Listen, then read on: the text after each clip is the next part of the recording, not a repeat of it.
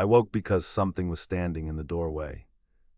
At first I thought it was my coat on the chair, lit by the weak orange glow from the street lamp outside.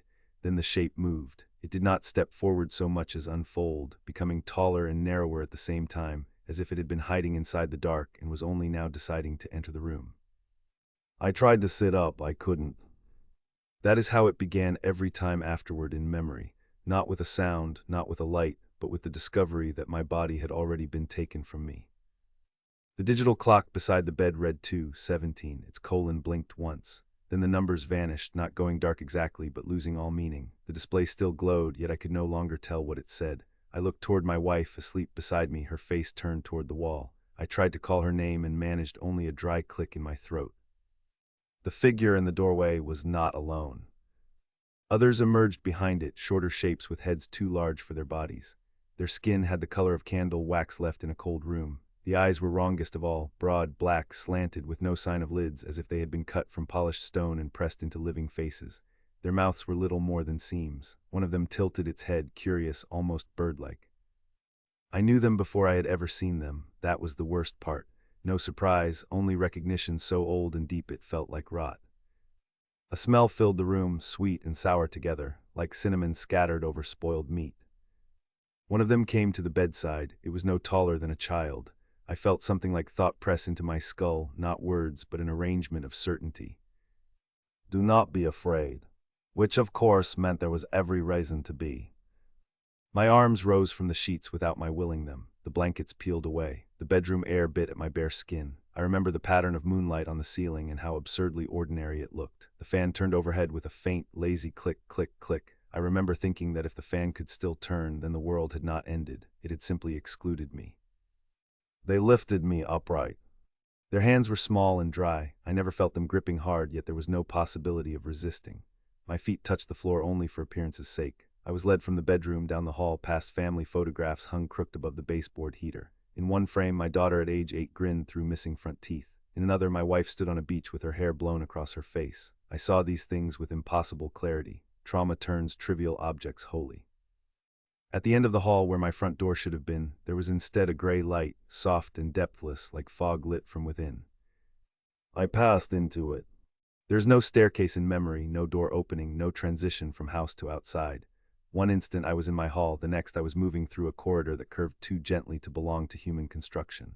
The walls were seamless, damp-looking, pearly, almost organic. There were no fixtures, no visible source of illumination, yet everything glowed with an even, merciless light. The air hummed, not a sound exactly, a vibration felt behind the eyes. The beings escorted me into a room with a table in the center. It was shaped like an operating table, stripped of all hospital context and all human reassurance. Above it hung instruments too delicate to be tools and too purposeful to be decoration. Needle-fine rods, loops of silver wire, glassy bulbs containing shifting shadows. Someone was already in the room. At first I thought it was another of them. Then it turned its head and I saw a human face.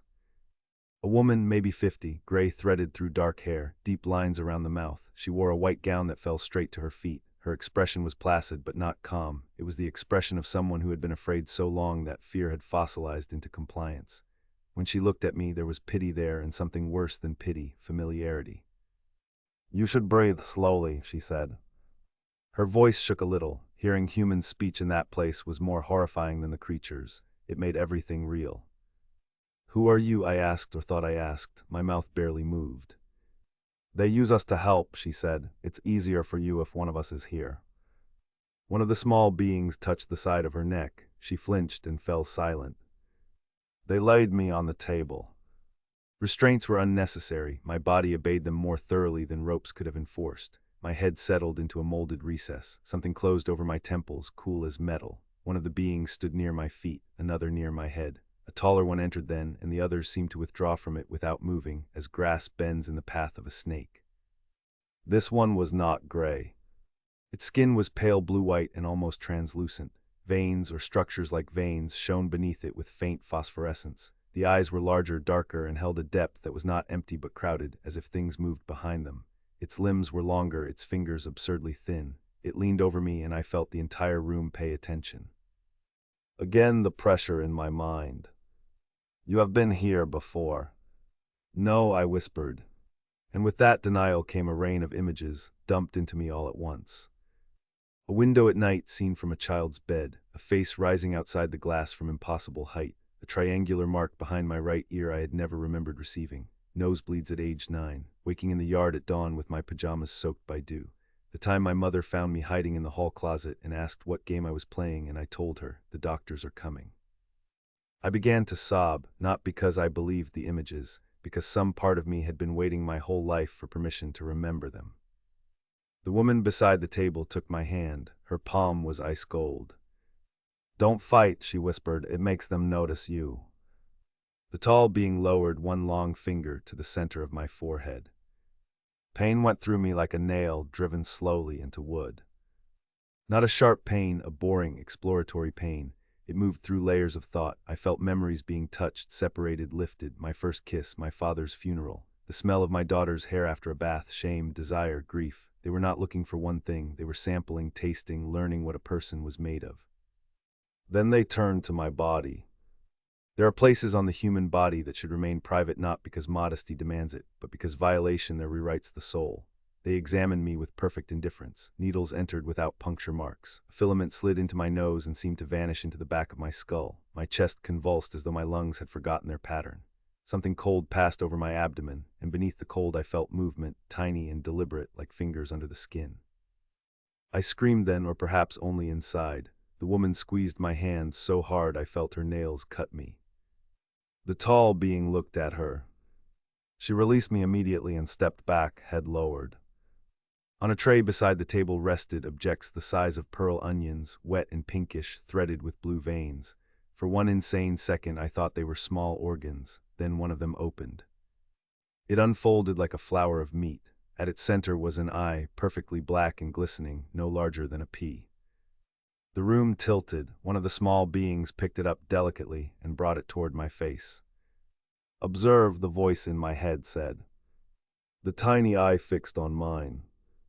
And I understood without language that these things were not instruments. They were alive, observers, seeds perhaps, or children. It touched the corner of my eyelid. Something slid beneath.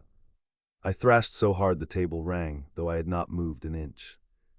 The woman made a sound, not speech, not weeping, but an animal sound forced out of a caged throat. I saw her looking at me with desperate apology. Then, with a speed that shocked every creature in the room, she snatched one of the silver rods from the tray and drove it up under her own chin. The rod punched through the roof of her mouth. Dark blood sprayed across the pearly floor. For one instant the hum in the room broke. The small beings recoiled. The tall one turned, and the pressure in my mind vanished like a snapped cable. My body became mine again. I rolled from the table. The floor was slick beneath me. The woman was on her knees, gargling, eyes wide with astonishment at her own act. Maybe she had not believed she would do it until she had done it. I crawled toward the doorway, slipping in blood, hearing a sound behind me like insects shrieking through radio static. The corridor outside bent away in both directions. No signs, no doors I recognized, but ahead I saw darkness, a rectangle, a break in the seamless gray light. I staggered toward it. Hands brushed my back, not hands, thoughts, dozens of them, cold and urgent, reaching to shut me down. My vision stuttered. The corridor pulsed like a throat swallowing. I threw myself forward and struck the darkness. It was my front yard. I hit frozen grass under a sky so full of stars it looked diseased.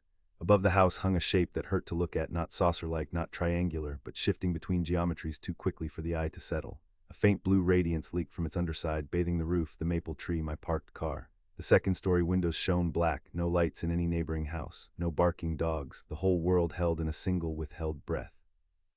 Behind me, from the open front door, came a procession of smaller figures.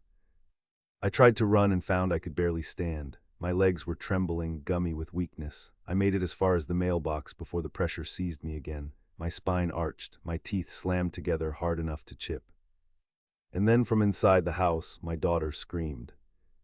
The sound cut through everything. All the beings turned toward the doorway.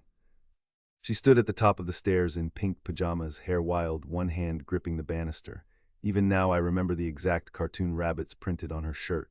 She had that blank, just-woken expression children wear before the world arranges itself. She looked past the figures, past the impossible light, and saw me in the yard. "Daddy," The tall shape in the doorway looked up at her.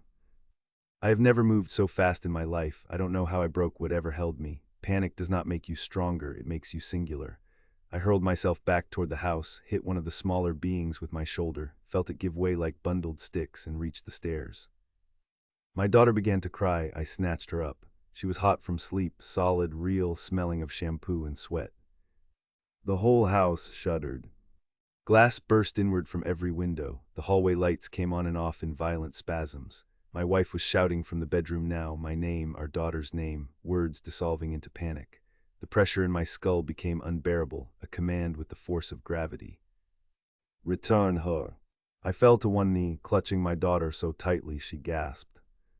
Something moved at the end of the hall. Not one of the gray beings. This one wore my wife's face. It stepped from the bedroom doorway in her nightgown, hair tangled, eyes wide with concern. Give her to me, it said in my wife's exact voice. But the eyes were wrong, too black, too steady, no whites at all. My daughter buried her face in my neck and whimpered, "That's not Mommy." The thing smiled, the mouth opened too far. The rest of that night exists only in debris, a roaring noise, white light flooding the staircase, my wife dragging me backward while I kicked and shouted, the smell of ozone and burned sugar, then morning. Sunlight. I was lying on the lawn. The police said a transformer must have blown. Neighbors reported a power outage around 2:00 a.m., some broken windows, nothing more. My wife insisted I had gone sleepwalking with our daughter and cut myself on the hedge. There was blood on my hands, yes, but none in the house except a few smears near the stairs. No footprints, no marks in the yard. My daughter remembers nothing. That is what she tells me. She's 12 now. Sometimes I hear her talking at night to someone in her room. When I open the door, she's always alone, sitting upright in bed with that same blank, just-woken expression. Last month she asked whether I had ever seen a woman in a white gown standing in the hall. I asked her why. She shrugged. She says I should breathe slowly, she told me. She says it's easier if one of us is there.